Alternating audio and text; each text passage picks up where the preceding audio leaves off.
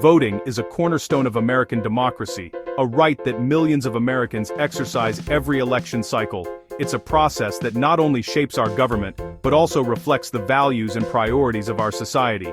Yet, the way we ensure both access to the ballot and the security of our elections can look very different depending on where you live. Each state has its own set of rules, traditions, and safeguards, all designed to balance participation with protection against fraud. In Minnesota, one unique tradition stands out: the vouching system. For over 50 years, this policy has allowed a registered voter to confirm the residency of a neighbor, friend, or even a stranger, enabling them to register and vote on election day, even if they lack traditional proof of address. But as the 2026 midterms approach, this long-standing practice is under intense scrutiny. Vouching has become the focal point of a heated debate, with passionate voices on both sides arguing about what's best for Minnesota's elections. Recent scandals involving social services fraud have heightened public suspicion, leading critics to question whether the vouching system is truly secure or if it opens the door to abuse and manipulation. Supporters, however, argue that vouching is essential for ensuring that every eligible voter, especially those who may not have a fixed address or the right paperwork, can still participate in our democracy. Opponents, on the other hand, warn that the system could be exploited, calling it a loophole that undermines the integrity of the vote. This debate is part of a larger, national struggle. How do we make voting accessible for all, while also ensuring that every vote is legitimate and secure? With federal lawmakers now considering new election security rules, Minnesota's vouching policy has become a case study in the challenge of balancing access and security, and the eyes of the nation are watching closely. In this chapter, we'll take a closer look at how vouching works, why it's become so controversial, and what the outcome of this debate could mean for the future of democracy in Minnesota and across the country. Vouching in Minnesota is a unique safeguard designed to ensure that every eligible voter has a chance to participate in democracy, even if they don't have the usual documents on election day. This process is especially important for people who may have recently moved, students living away from home, or those who simply forgot to bring proof of residence. If you find yourself at the polls without a utility bill, lease, or other standard proof of residence, vouching offers a solution so you're not turned away. Here's how it works. A registered voter from your precinct can step forward and legally swear an oath, confirming that you live in the area. This person, known as a voucher, must already be registered and able to verify their own address. One registered voter can vouch for up to 8 people in a single election, making it possible for groups, like roommates or neighbors, to help each other participate. However, there's a limit. If you're vouched for, you can't turn around and vouch for someone else in that same election. This rule helps prevent long chains of vouching and maintains the process's integrity. The entire process is carefully documented. The voucher must sign a legal oath, swearing under penalty of perjury that the information is true. This signature is witnessed by a poll worker and becomes part of the official election record. It's important to note that vouching only proves where you live. It does not establish your identity or citizenship. Those must be verified separately, usually with a photo ID or a social security number, to ensure all requirements are met. After the election, the Secretary of State's office cross-references the information provided through vouching with other records to confirm that everyone who voted was eligible. This post-election review is a key part of the process. Supporters of vouching say this two-step process, personal attestation at the polls and data verification afterward, strikes a careful balance between making voting accessible and protecting against fraud. They argue it helps ensure no eligible voter is left out. Critics, on the other hand, worry that relying on an oath may not be enough to prevent mistakes or intentional fraud, and that post-election checks might not catch every error. They question whether the system is robust enough for today's challenges. The simplicity of vouching is seen by some as its greatest strength, making voting easier for those who need it most.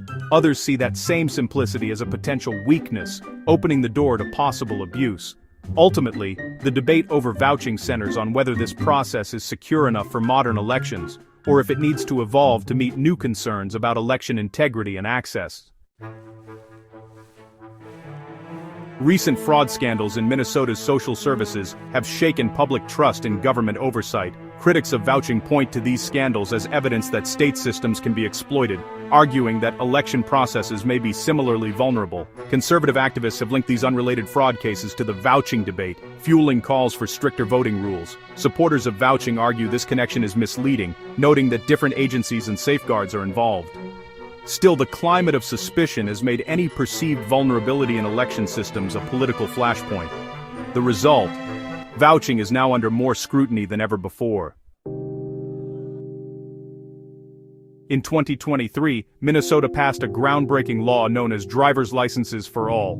This legislation allows all residents of the state, regardless of their immigration status, to apply for and receive a standard driver's license. The move was celebrated by many as a step toward greater inclusivity and public safety, since it enables more people to drive legally, get insurance, and participate more fully in daily life.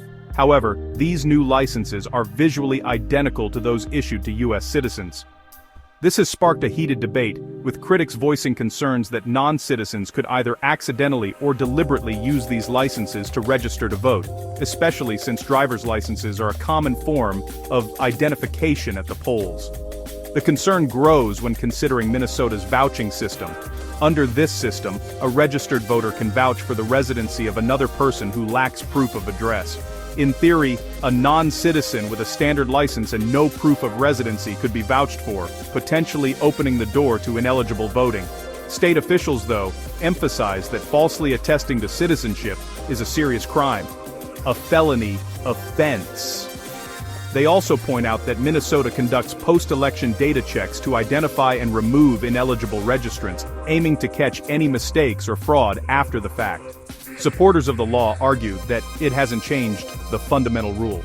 Only U.S. citizens are allowed to vote in Minnesota elections. They say the law simply makes roads safer and communities stronger. Still, the combination of identical licenses and the vouching process has become a rallying cry for those demanding stricter election security.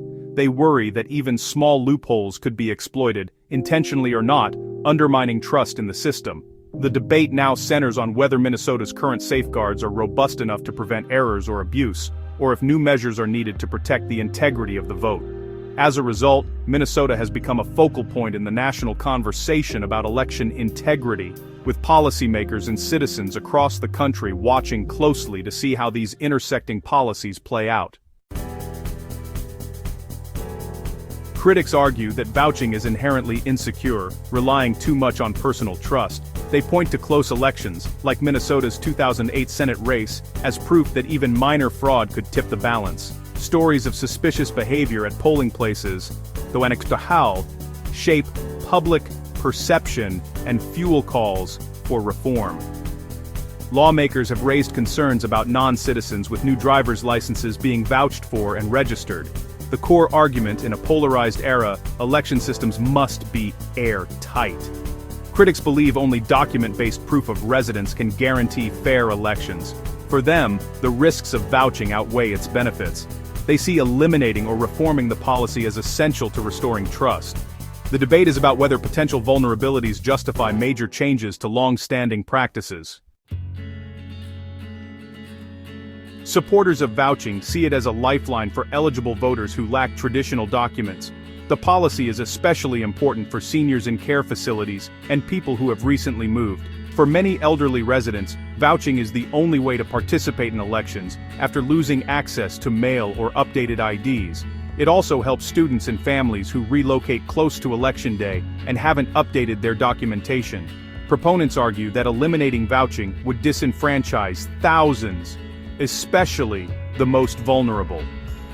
They point to existing safeguards, ID numbers, sworn oaths, and post-election checks as effective protections. Supporters say fraud is rare, and the real risk is silencing eligible voters. For them, vouching is about inclusion and upholding the right to vote.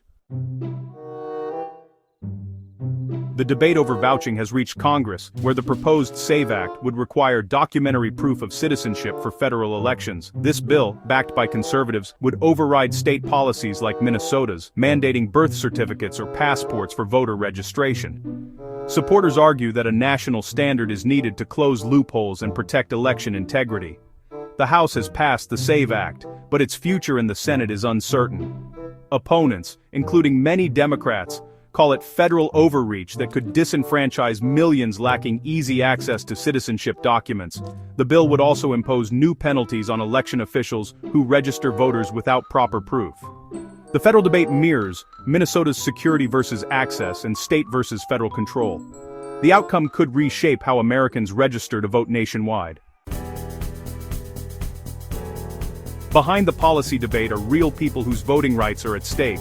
A college student in Minneapolis, unable to update her license in time, votes thanks to a roommate vouching for her. In a small-town senior facility, an elderly veteran votes only because a staff member can vouch for his residency. For these voters, vouching isn't a loophole, it's their only path to the ballot box. Election judges and poll workers must balance careful verification with helping voters navigate the process. Their experiences highlight the system's complexity and the pressure to get it right. For some, vouching means inclusion. For others, it's a source of anxiety about potential abuse. The debate is deeply personal, affecting students, seniors, and election workers alike. These stories remind us that policy decisions have real-world consequences. The challenge is designing a system that serves everyone fairly. As the debate over vouching intensifies, Minnesota stands at a crossroads. The state must choose between prioritizing access for all eligible voters and tightening security to prevent potential fraud. The outcome will set a precedent for other states and influence national policy. The SAVE Act shows how local issues can spark federal action, raising questions about states' rights and uniform standards. Ultimately, the controversy is about what kind of democracy we want. One that maximizes participation, or one that prioritizes security. Finding the right balance is an enduring challenge for America. As Minnesota decides, the nation is watching, because the answer will shape voting rights for years to come.